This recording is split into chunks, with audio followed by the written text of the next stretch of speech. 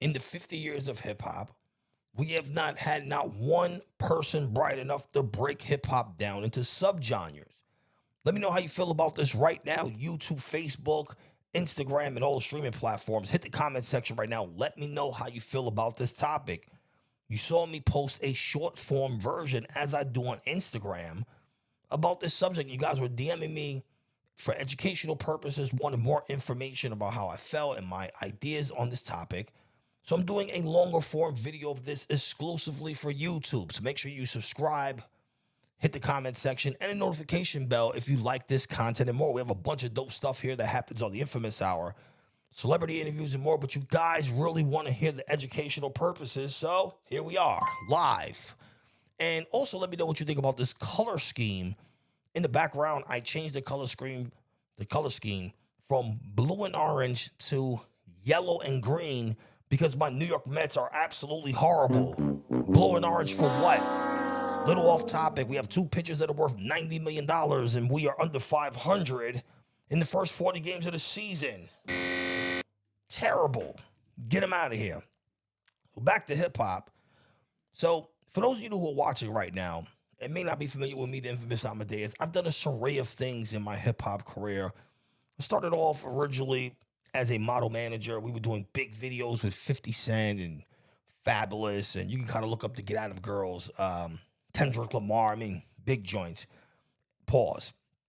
And then I at some point went over to shooting music videos. I learned how to shoot, directed over 170 music videos for all the top stars. Now I'm in radio. At some point in between this, I went on National Geographic because I was really in the street selling nutcrackers, right? But the point of it is that this whole time that I've been navigating through hip hop and just through life, I have done so many different jobs that I learned so many things about hip hop. And one of the things that I figured out early on is that they don't want us to actually win. Okay? When you look at hip hop music just in general, it is often compared to rock and roll. Why? Because they both have aggressive nature. Now, rock and roll is around 67 years old, and it only took rock and roll 10 years to break it down to its first subgenre, which was pop music.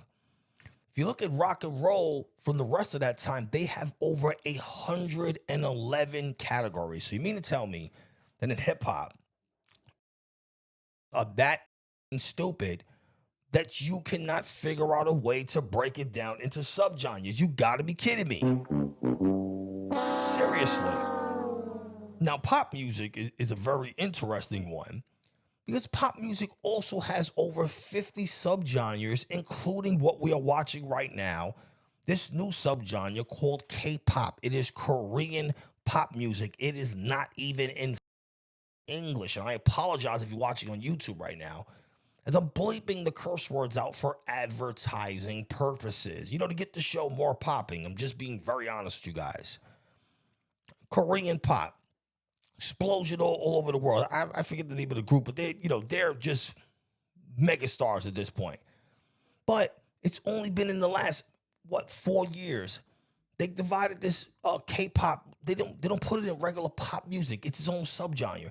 Now they have Grammy nominations, charting spaces for them, radio consideration. So why is it that in hip hop music, which by the way is the most popular music in the entire world, you are breaking or keeping everyone into one category? It does not make any sense. Amongst this journey, I have become what is called an aggregator. If you're not familiar, I have a record label called Get At 'Em Records. I've distributed over 100 records for some of the biggest boom bap artists in the game. And we've done over 50 million streams, right? So to solve this hip hop problem that we have here, someone will need to distribute a record that is not within the general hip hop thing. Like, we need to actually create a subcategory for whatever type of subgenre of hip hop we are trying to create. I went today to see how many subgenres were created, and there's only two. I know you guys, lo-fi, grime hop, boom bap, drill trap, none of it matters because you cannot distribute a record under that particular category. So it has not been created yet. But there are two. One is hip hop slash rap. Isn't hip hop and rap the same thing? Then there's another category. It's hip hop rap slash hardcore gangster, and that's it. It seems that no other version of hip hop matters. They don't care about drill music. They don't care about this Jersey drill. They don't care about Miami bass, melodic, West Coast classic. There are ways to actually accomplish what we need to accomplish, but we need someone in a bigger situation to actually create this. Now, if you're an independent artist right now and you're watching this, again, the solution is very simple. Aggregator companies, so the company that I distribute with, they need to create different categories that we be able to properly put the music in depending on how it sounds, right? Because once you do that, you're creating a level playing field for every artist. It's not only about the younger artists, it's also about the older artists, the artists in between. If you like a certain musician, you should be able to go to Spotify, Apple Music, or any streaming platform that you like to listen to your content and be able to press on an artist and consistently hear the same types of music unless you want to change it. So if you like Tyga, for example, right? He has a DJ Mustard sound. You know, an artist like YG would go into that space. You would hear like artists like that. Maybe an E40 would fit into that space.